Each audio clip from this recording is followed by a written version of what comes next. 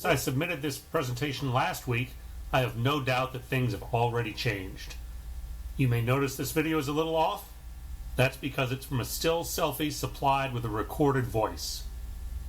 It's only going to get more convincing over time. So that's just one example of generative AI that was indeed a selfie taken of me. And like I said, it is going to get better. But there's more than just video, and there's more than just large language models out there. This graphic, for instance, was generated with OpenAI's DALL-E, and I asked it for a sleek robot with a quill writing pensively in the style of Peter Bruegel the Older. Now, we've been getting tons of inquiries about large language models and generative AI at Celent. And what I'd like to do today is give you a quick sense of what this is all about. If you're an expert, you can go get coffee right now, but this will give you a quick tour of what is happening. So first of all, how do these things even work? Very simply, large language models are just out there trying to look for, again and again, given the text so far, what should the next word be? So, for example, if you say the best thing about AI is its ability to, these models will have gone out and soaked in billions of words and generated billions of tokens at this stage to come up with a list of probabilities of what word is next. Now, they're not always going to say learn is the next word here. They're going to vary it. And different models will have different weightings. They'll have different algorithms. They'll choose different words at different times. So if you ask this question or start this sentence with different LLMs, you will get different answers. And if you ask the same question to the same LLM 3 times, you will get 3 different answers. And that's kind of interesting, but also it is a challenge in financial services where you want some certainty. So one of the areas that does give some of this certainty is the heritage in LG players. And they aren't getting nearly as much attention, we think, as they perhaps should. So you think about them compared to the LLMs, they are smaller. They've been trained on proprietary information. They get it right, generally. They're templated and rules-based rather than predictive or probability-based.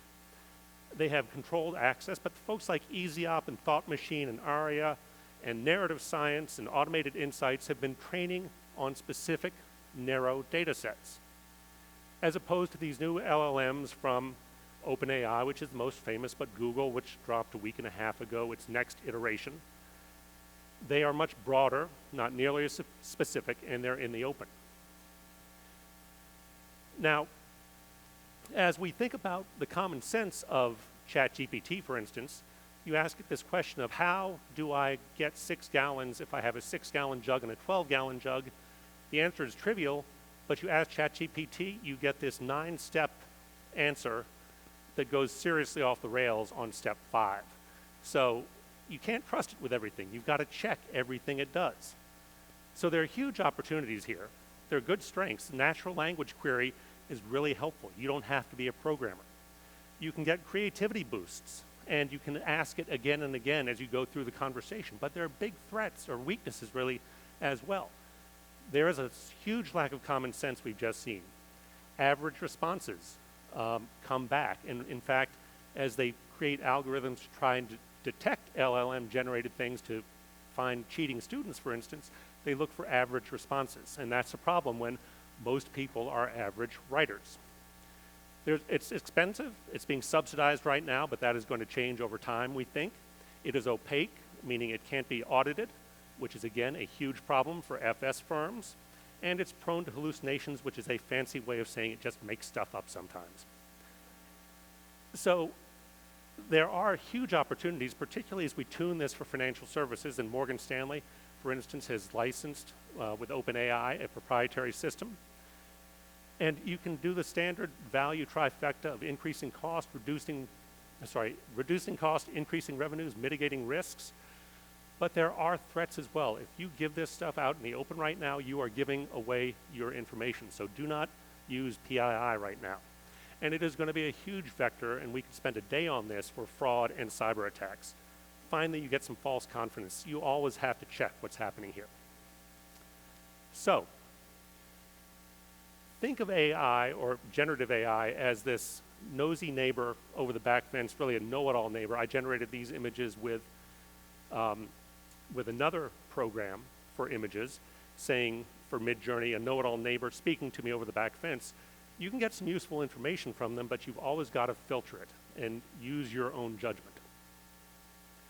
What should you do next? Well, first of all, you should experiment, but do it with non-sensitive data.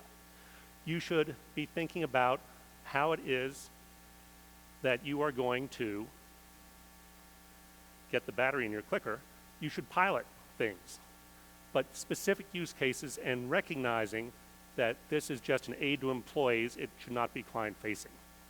Keep on questioning, and if you don't have the resources yourself, look to your advisors, but they're still learning too. And finally, keep on monitoring what's going on,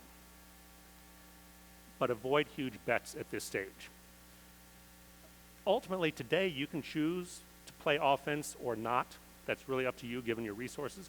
But you have no choice but to play defense, because the bad guys are coming after you, and they are motivated and skilled and incredibly creative.